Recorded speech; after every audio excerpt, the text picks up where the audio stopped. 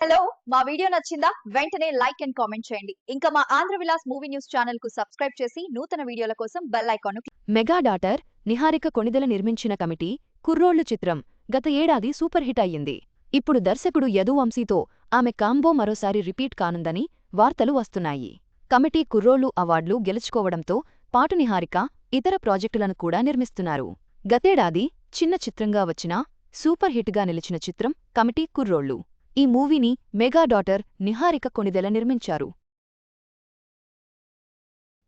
గోదావరి బ్యాక్డ్రాప్లో వచ్చిన ఈ చిత్రం బాక్సాఫీస్ వద్ద హిట్గా నిలిచింది.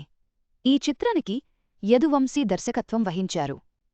9 కోట్ల రూపాయలు బడ్జెట్తో రూపొందిన ఈ మూవీ థియేట్రికల్గా 24 రూపాయలు 5 కోట్లు వసూళ్లు రాబట్టింది. అయితే మరోసారి ఈ కాంబో రిపీట్ కానుందని తెలుస్తోంది. యంగ్ డైరెక్టర్ యదువంశీ మరోసారి పింక్ ఎలిఫెంట్ పిక్చర్స్ బ్యానర్పై నిహారిక కొణిదెలతో కలిసి మరో సినిమాను రూపొందించటానికి చర్చలు జరుపుతున్నారు. ఈ సినిమా 2026లో సెట్స్ పైకి వెళ్లనుందని విశ్వసనీయ వర్గాల సమాచారం.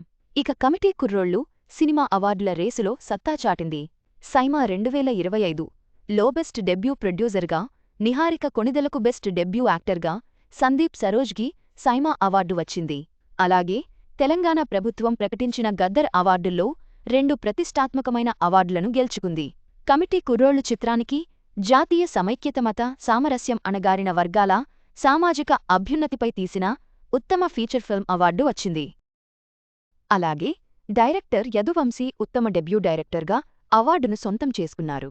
పింక్ ఎలిఫెంట్ పిక్చర్స్ బ్యానర్ మీద ప్రొడక్షన్ నేమ్ 2గా నిహారిక కొణిదెల నిర్మిస్తున్న చిత్రానికి మానస శర్మ దర్శకత్వం వహిస్తున్నారు. ఈ సినిమాలో సంగీత్, శోభన్నయన్ సారిక జంటగా నటిస్తున్నారు.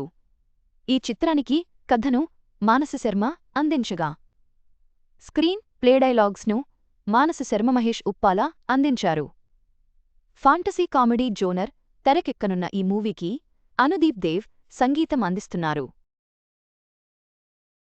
కమిటీ కుర్రోళ్లు చిత్ర విజయంతో నిహారిక కొణిదెల నిర్మాతగా తన సత్తా చాటారు.